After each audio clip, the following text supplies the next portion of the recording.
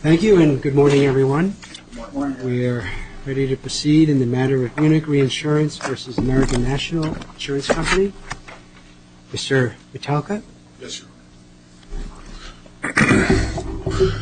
Honor. May it please the Court. My name is Andrew Metalka. I represent American National Insurance Company, and I would request that I could reserve 5 minutes, Your Honor. Yes. This case involves legal standards that evolved in a time of three-masted clipper ships and where handshakes were contracts. It involved a law that started in Lloyd's, where people would just put their mark on slips and trusted that the information they were getting was truthful, accurate, and complete. That's because the people sitting in Lloyd's, like the reinsurers today, do not go out and do inspections of the underlying risks and trust that the people ceding them the risk give them all the full and fair material information necessary. Isn't some of that law that you're also asking us to apply pre-Erie? And I assume in your opening comments that you're referring in part to Sun Mutual. I am, Your Honor.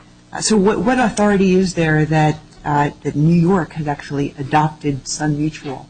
Well, Your Honors, I was going to get to it, but I would like the Court to look at a case that was not addressed in a brief, and it's called Geer, G-E-E-R, versus Union Mutual Life Insurance Company. The site is 7 Northeast 125. It's a Court of Appeals case from New York in 1937. Most of the cases are in the 30s. I don't know what was happening in the 30s, but everybody would seem to be dealing with reinsurance cases. But, Your Honors, the two things that I wanted to address to the Court is first... You said you wanted us to consider that case. What does that... Oh, well, and Your it's Honor, not in the briefs. Yeah, that case says... What is the relevance of it? The relevance of that case is the way that the test for materiality is applied.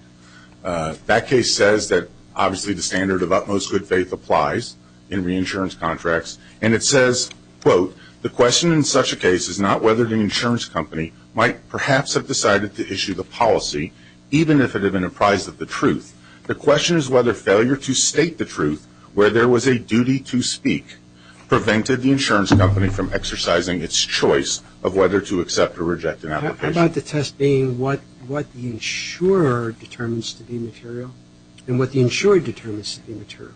The test, Your Honor, at least as I appreciate it, is that to define materiality, it has to be what the objective insured believes the insurer would find important. In this case... And also what the insurer objectively in this case, though, we find material. I'm sorry, Your Honor. Also what the insurer would deem material. Right. And in this case, the insured deemed all of the material that was withheld material because they studied it and thought it was important. So I don't think it's a question. This isn't like Christiana where they didn't appreciate the information about the three-wheelers and didn't know it, so couldn't tell someone. But part of the problem with your argument is I guess you could say it's material to whom.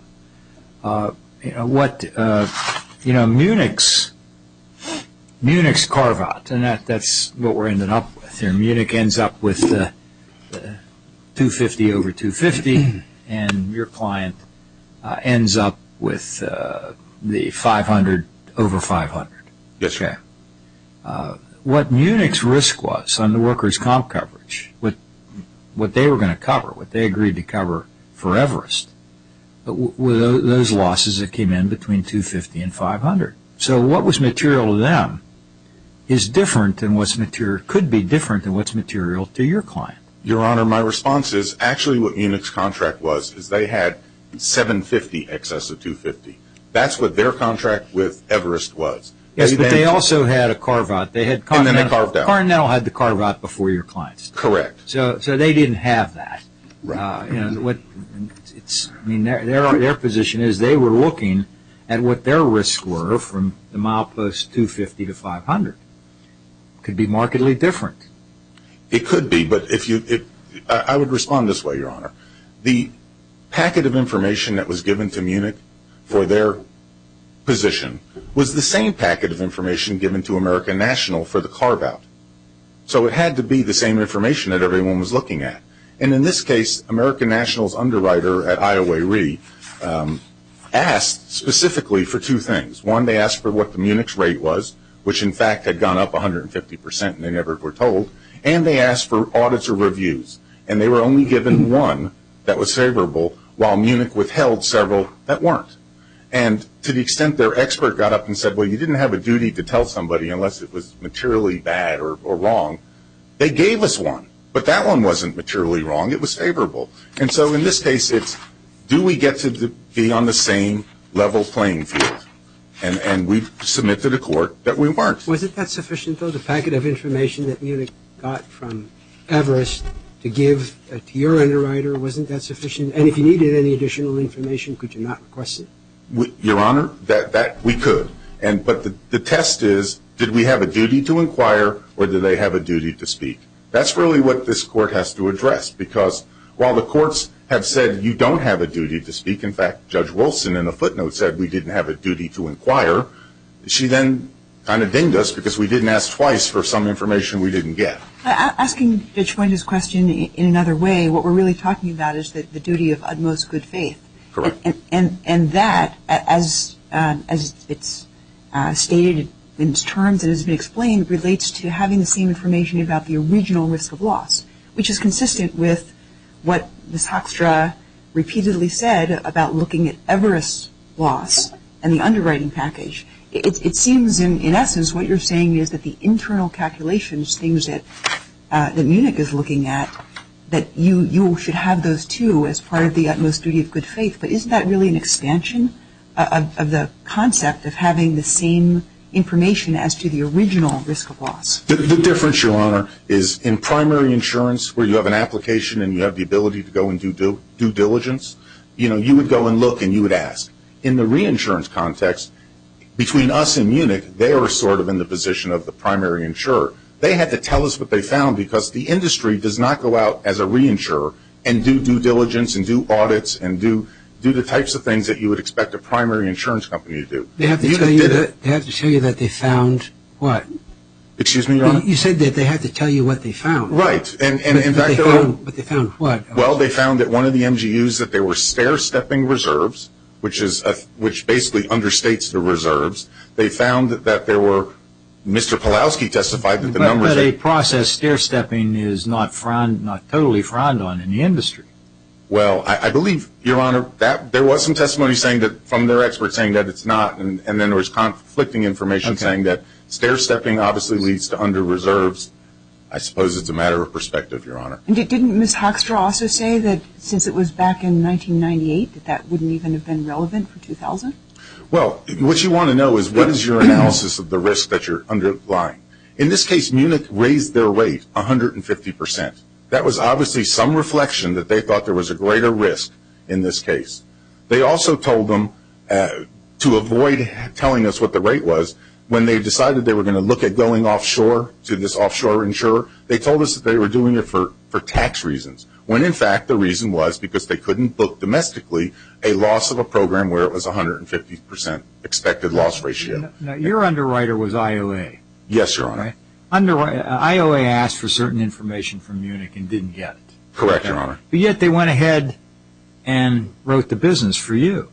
They did, even Your though Honor. they didn't get the information. So can't we conclude from that IOA determined that the material it was asked for wasn't material, or they wouldn't have written the insurance? I would submit not, Your Honor, for the reason that if you ask and don't get certain information, who bears the risk if that information turns out to be negative or wrong? It should be the person that had a duty to speak. The fact, I understand the argument saying, well, if you didn't ask again or you didn't insist, then how important was it? But if they had a duty to tell us what the information was, which I believe the cases are pretty clear that they had a duty to speak, then who bears the risk after the fact when it turns out that this program is a major loss? Okay. And When she was being confronted while she was on the witness stand. Yes, Your Honor. By she, I mean Ms. Hoekstra. Yes. And confronted with various information that it was claimed she did not receive, and then she was asked would that have made a difference in your decision. Her response in almost every instance was it might have. Right. In other words, maybe. Right, perhaps. Your Honor. Well, in the materiality test, how is it material if Ms. Hoekstra responds, well, maybe it made a difference, maybe it didn't? Well, Your Honor, that's one of the points I'd like to say, that I believe that the cases, in the case of union indemnity, let's see, it's the matter of liquidation of union indemnity, which is cited in our brief.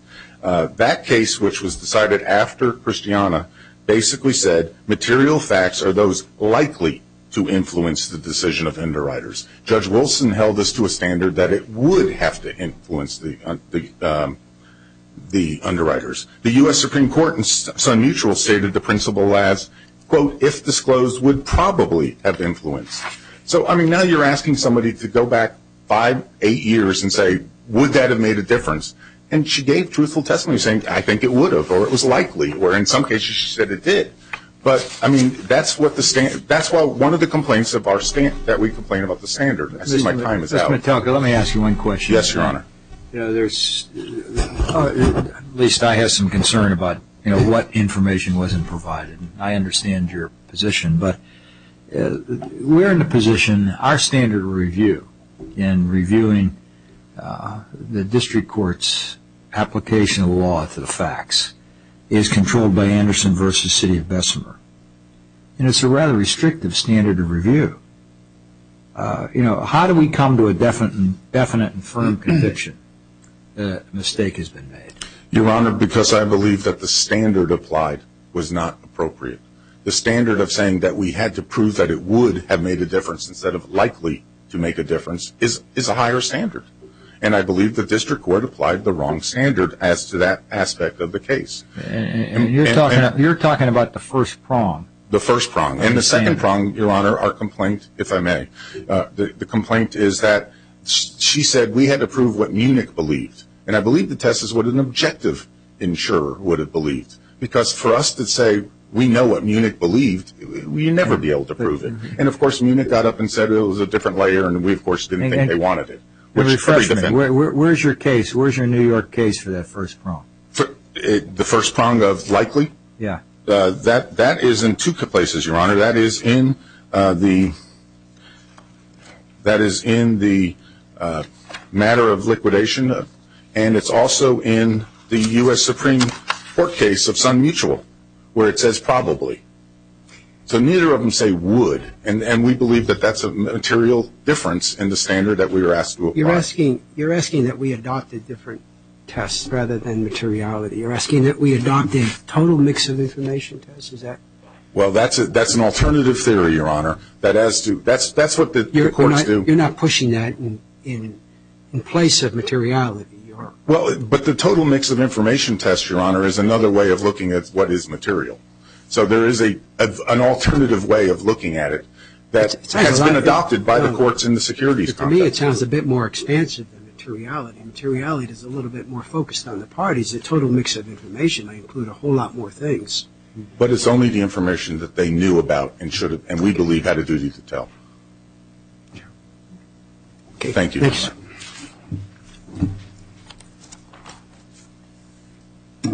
Mr. Hummer. Good morning, Your Honors. Paul Hummer for Munich Re. Your Honors are obviously very familiar with the record, and I will not repeat what's in our brief. I guess I'd like to start, with the Court's permission, by talking a little bit about materiality, which is where Mr. Metelka ended. From our perspective, and I think from the District Court's perspective, the controlling decision, the controlling law, is the law in Christiana, which is the law of New York, and these contracts have a choice of law a New York choice of law provision. And here's the standard for materiality as stated in Christiana. It is that the Court says the issue here is whether, if ATVs had been independently listed, Christiana would have acted differently. And that's the standard in New York. Would they have acted differently? Now, one of the allegations of American is that Munich failed to disclose that it was going to lose money on the deal. Yes, and certainly wouldn't that information be material to what American, whether they would want to increase premiums or whether they want to insure it all? I'm not sure whether you're asking whether Munich would lose money or whether Munich failed to disclose that it was going to lose money on that it itself was going to lose money. Well, that was not actually its evaluation. It had already disclosed, as if you'll recall the record, to IOA Re's underwriter that it had lost money in the prior years of the program and that it was unhappy with the performance of the program. And the testimony at trial was that related to Munich Re's pricing, not to any concern about the underlying risk, which Munich Re thought was a good risk, but they couldn't get the pricing right. With respect to what they expected going forward for the period covered by the retrocession contracts that Anika wrote, Munich Re's expectation was that it would make money. Its expectation was that this would be a favorable, that it had improved the treaty terms by increasing its premium, and that it would make money going forward. Could you respond to one more thing? Mr. Maitalka's comment that you failed to disclose that you were going to move your operations offshore. Your Honor, the record on that is on a couple of different things. Number one, that it's common for this kind of business to be written offshore. Mr. Waterman, which is Anaco's expert, conceded and agreed with that. And the reason it's written offshore is that there are favorable tax, accounting, and reserving requirements for an offshore reinsurer. Number two, Munich itself would retain the risk. It would be initially placed with the offshore reinsurer, but 100% retroceded to Munich Re, and that's the testimony of Mr. Verhagen. And that means that as an economic matter, Munich Re was not avoiding economic risk. It was simply availing itself of more favorable legal requirements and accounting requirements offshore. And number three, Ms. Hoekstra's testimony was she didn't care who the reinsurer was. What she cared about was whether the risk of loss on the Everest policies was for claims in excess of $500,000 would be affected. Nothing about the decision to write offshore said a thing about the loss or the risk of loss of claims on policies written by Everest in excess of $500,000. What it related to was Munich Re's pricing. If it could not get a price increase from Everest, then it would write the business offshore so that it could use that mechanism to reduce its expected loss ratio. In reality, it did get a price increase from Everest, and it didn't need to do that. But none of that affects the underlying and original risk. And the testimony from every witness, from Ms. Hoekstra, from Mr. Waterman, was what drove Anaco's risk was the risk of losses on the underlying policies. And the court's finding was that information, the information that would enable Iowa Re to evaluate that risk, and that's the only risk Anaco had, was appropriately shared with Anaco. And the risk of loss, though, isn't that reflected in the rates that Munich was calculating for itself, or other strategic decisions like going offshore that it was considering to try to manage loss? Don't those actually relate to the original risk of loss? And without disclosing those, how is their full information available? They do not. They don't relate to Anaco's loss. Anaco's premium is a function of the premium charged by Everest, not the premium charged by Munich Re. But both are taking account of risk of the original risk of loss. They are. And what Munich Re is pricing, as the court has pointed out, is its retained risk, which is 250 excess of 250. And Ms. Hoekstra and every other witness agreed that risk was materially different than the risk 500 excess of 500.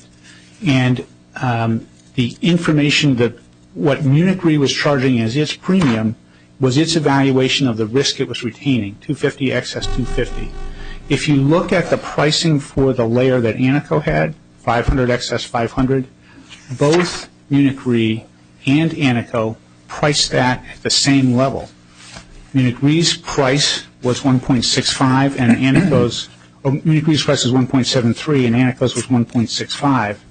But they both came to the same conclusion as to what Anaco's layer would cost. And they both looked at the underlying risk to arrive at that conclusion.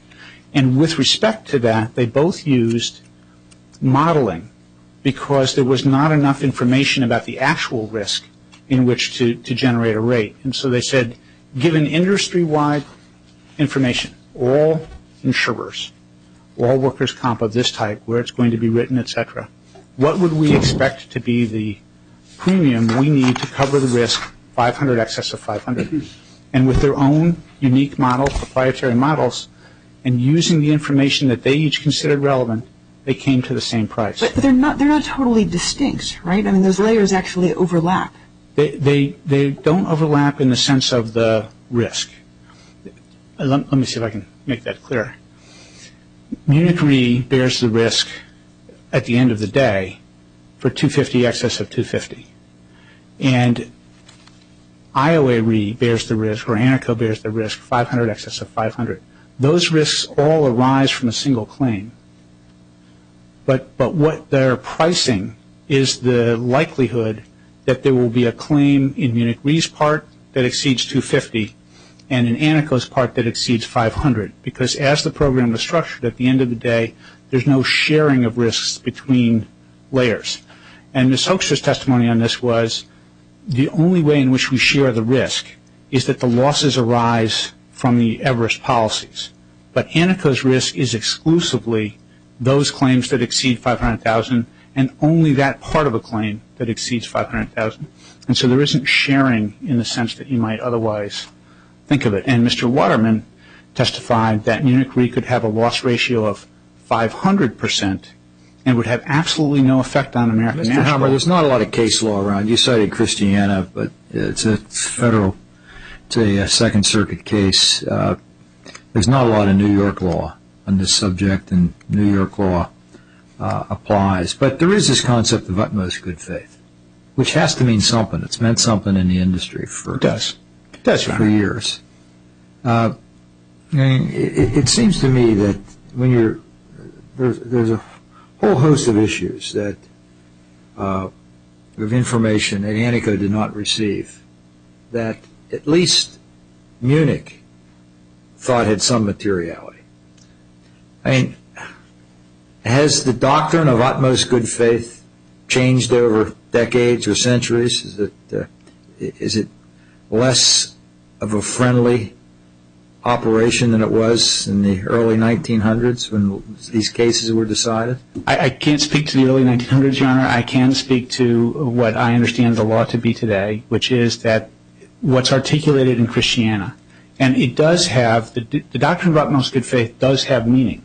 It does put the obligation on the ceding company to disclose objectively material information which it reasonably should believe the reinsurer would consider material. Do you think your duty, on the same point, do you think your duty is satisfied by taking your underwriting material, the same underwriting material that you prepared and turning for Everest, and turning that over to American? Is your duty satisfied with that? In the nature of gesture? In the nature of this program, Your Honor, where every underwriter testified that what mattered was the risk of loss on the Everest policies, the information that was received from Everest about its policies, what it intended to write, what classes of business and where, that was the information that would be objectively material to a reinsurer. The other information that Anaco points to largely relates to Munich Re's internal evaluation of its own program and largely its problems with the pricing of that program. Yeah, but its own program, and Mr. Metalka corrected me or reminded me, I mean, its own program was that in its relationship with Everest, it agreed to cover from $250,000 to $1 million. It did. Okay. So vis-a-vis Everest, it was on the hook for $750,000 of exposure. It was. Okay. And now it's going on and went to Continental and now is with Anaco, okay, trying to get someone to pick up the top 500,000. Okay. Now, it seems to me that if utmost good faith means anything, there ought to be at least a slightly different relationship between Munich and Anaco than there is between Everest and Anaco. Well, actually, Everest owes the same duty to Munich Re that Munich Re owes to Anaco. So the legal standard would be the same regardless of which party you're looking at. Yeah, but doesn't Munich assume something by being the entity up front that says, we'll take that $750,000 of risk? Yeah, we're probably going to get somebody to take the top part of it, but we'll take the $750,000 and here's what we're going to charge you. Yeah. Well, so what's the duty? The duty seems to me there's a different duty between Munich and Anaco that has to be considered. I think that within that duty comes the information that Munich itself was able to obtain through having written the business for a couple of years before? Well, Iowa Re had also written the business for a couple of years before, but I mean they're all in the same position in terms of their longevity on the program and everything else. I think what I would say is that's why there was so much focus at trial on the nature of the risk that Aneco was assuming, because I think there can be no disagreement that the standard is we have to give you information that's material to your risk. It's not we have to give you information that's material to something else but not to your risk. It's to your risk. And the point of the trial was to allow Judge Wolfson to evaluate the strength of Aneco's claim that the information that was not provided to Aneco was material to its risk. And, you know, in this case, following a lengthy discovery period, Aneco sought summary judgment on its rescission claim, and it's worthwhile to look at the court's decision on that motion because the court said essentially, I have all these factual and credibility issues. There's conflicting evidence as to whether this really was material to Aneco's risk or not. We're going to have a trial on that. All right. But it seems to me that the claims audit, if you separated these points out, the claims audit, non-disclosure. The heiress claims audit? Yes. Yes. That at least has some applicability to Aneco's risk. Well, it may, in the abstract. And here's what the testimony was on that. Number one, Lisa Hoekstra didn't ask for audits. She asked for underwriting loss history. And loss history is different than a claims audit. And what she got was an underwriting audit that reflected what the historical loss history had been on the heiress business. What Aneco says it should have gotten was also a claims audit, which Lisa Hoekstra did not ask for. But what Lisa Hoekstra did testify, and Judge Kress alluded to this, is that to the extent that what was in the claims audit related to years that were not going to be part of the Aneco program, it did not affect her analysis. And I think that's what Judge Wolfson was looking to. What about the side deal over Commodore? Again, Your Honor, the question is how is that relevant to Aneco's risk? Well, Munich Re, I think it certainly appears to be a potential conflict. I don't know why, Your Honor. Well, they were unhappy. They clearly were unhappy with what they were getting from Everest on the Commodore deal, and Everest sweetened the pot. On the Commodore deal. Yes, on the Commodore deal. Now, the question would come, since they sweetened the pot, did that impact Munich, the way Munich looked at this workers' comp package? And I guess, Your Honor, the point I would leave you with, and I'm going to be out of time, so it's my last point, is that the reason Munich Re decided to reinsure Everest has nothing to do with the risk that Aneco assumed. It doesn't affect it. Whether they took it because of the Commodore program or they took it for something else, Aneco's risk from day one is only the risk of losses, 500 excess of 500, on an Everest claim. And as we pointed out in our brief, there is no reason, and Iowa Re never wanted to know, and evidenced by its own conduct that it didn't matter to it, why Munich Re would reinsure Everest. There was some information that Ms. Hoekstra had requested that Munich never disclosed. Is that? She asked for the rate, Your Honor. That's the only thing that she asked for that wasn't disclosed. She didn't ask why Munich Re wanted to reinsure. Well, but don't you think that's a piece of information that American could consider in determining and making its decision as to whether to insure or what rate to charge? The rate, Your Honor? Yes. The testimony at trial was she asked for it. The record was unclear whether she got it. The district court concluded she didn't, but she clearly issued the quote. And I don't know whether she got it or didn't get it. I don't know why she didn't get it if she didn't get it. But what I do know is that she issued the quote, and her own testimony is she would not issue a quote unless she had all the material information. And I would point out that the standard in Christiana to justify rescission is that it's information of which the reinsurer has no reason to know it doesn't have. And clearly in circumstances where a reinsurer knows it doesn't have something, it cannot come back later and say, I may have quoted it, but now I'm entitled to rescind it. There was never a subsequent request from Ms. Hoekstra for that. Not that I'm aware of. The record certainly does not reflect it. I'd like to hear your response to the question of whether you are contending that a ceding insurer's internal calculations are never going to be deemed material or required to be disclosed. I guess it depends on internal calculations of what. So there are two kinds of calculations that are at issue here.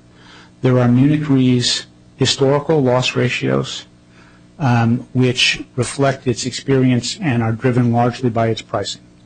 And the testimony was that loss ratio calculation, everyone expected, Ms. Hoekstra on down, that Munich Re's loss ratio would be different from the program as a whole, would be different from Anaco's, and would be reflective exclusively of the comparison of the claims in the 250 excess 250 layer to the premium charged for that. Was there a request for that information? There was not, Your Honor. There never was. Even when Anaco knew that Munich Re was losing money, there was never a request for a loss ratio. The other loss ratio that Anaco argues about is Munich Re's calculation of both its expected loss ratio prospectively and also its calculation of the loss cost for the Anaco layer, which is the price that Munich Re would charge for that layer if it were paying for it itself. And those two calculations, again, certainly were never requested. Ms. Hoekstra's testimony was she assumed that Munich Re was making those kinds of calculations. Everyone would need to make those kind of calculations, and she never asked for it. But they also don't inform Anaco's evaluation of the risk. With respect to Munich Re's own evaluation of its expected loss ratio, the testimony was they expected to make money, but they had an underwriting loss ratio of 110%, I think was the final number. And that loss ratio was reflective of Munich Re's retained risk, 250 excess 250, and said nothing about Anaco's. You have to finish up, Mr. Hummer. Okay, thank you very much. Thank you very much. Mr. Maitoka?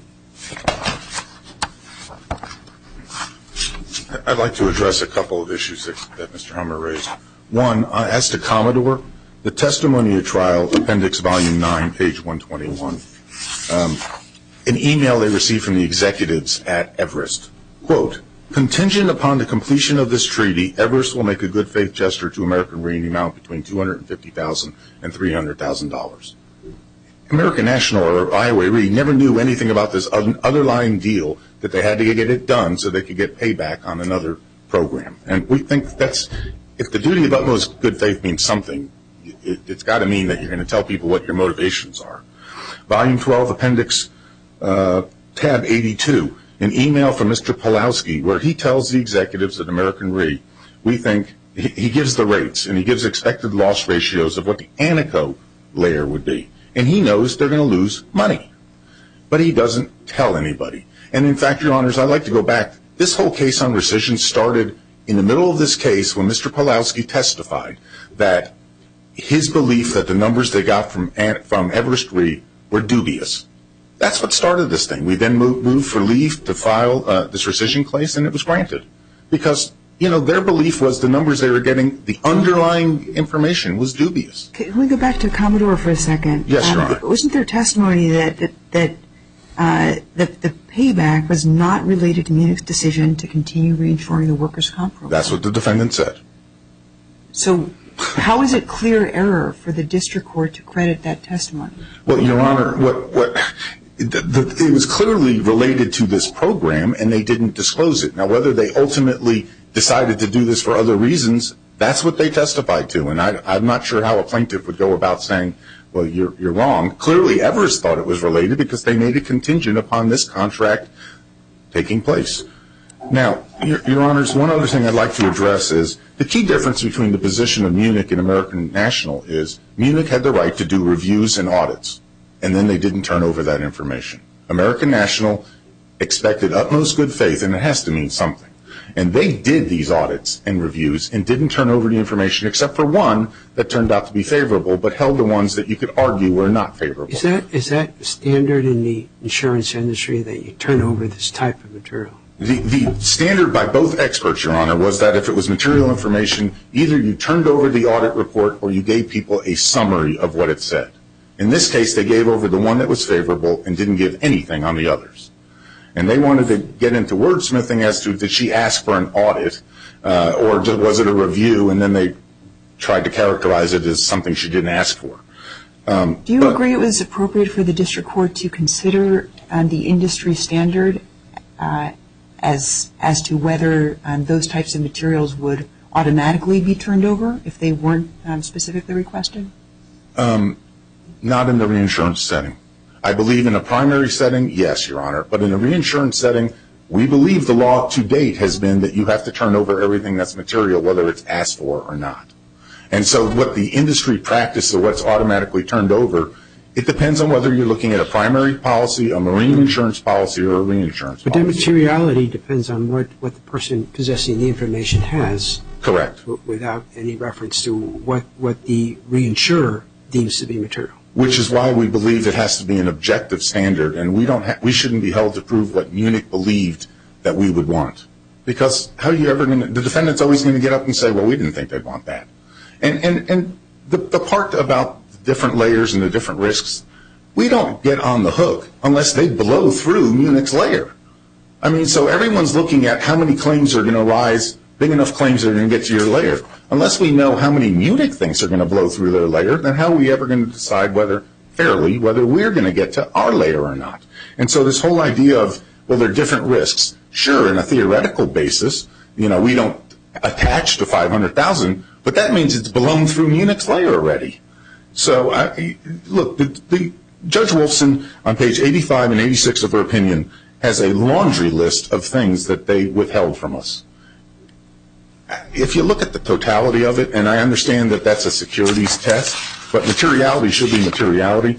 If you look at the totality of all of these things that were not given to Iowa Re or American National, we don't know how the court could have not found that there was a violation of the utmost duty of good faith. And part of it is, in today's modern economy, people think that, they're sophisticated parties, they should, be able to do due diligence and do it. But that's not what this business has been to date.